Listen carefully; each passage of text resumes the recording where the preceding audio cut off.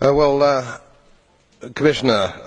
Mr. President, I rise again, I am afraid, to make the same old hoary speech that I have been making here for several years, and that is, it is my opinion that you do not really understand the concept of banking.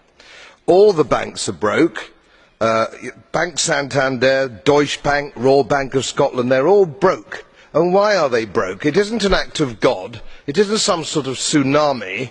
They are broke because we have a system called fractional reserve banking, which means that banks can lend money that they don't actually have. It's a criminal scandal and it's been going on for too long. To add to that problem, you have moral hazard, a very significant moral hazard from the political sphere. And most of the problem starts in politics and central banks, which are part of the same political system.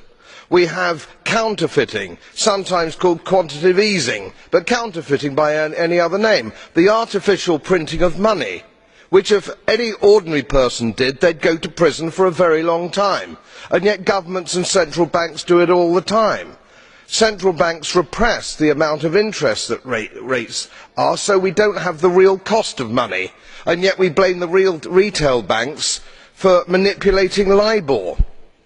The sheer effrontery of this is quite astonishing. It's central banks that manipulate interest rates, Commissioner. And plus, underneath all this, we talk loosely, in a rather cavalier fashion, do we not, about deposit guarantees. So when banks go broke through their own incompetence and chicanery, the taxpayer picks up the tab. It's theft from the taxpayer.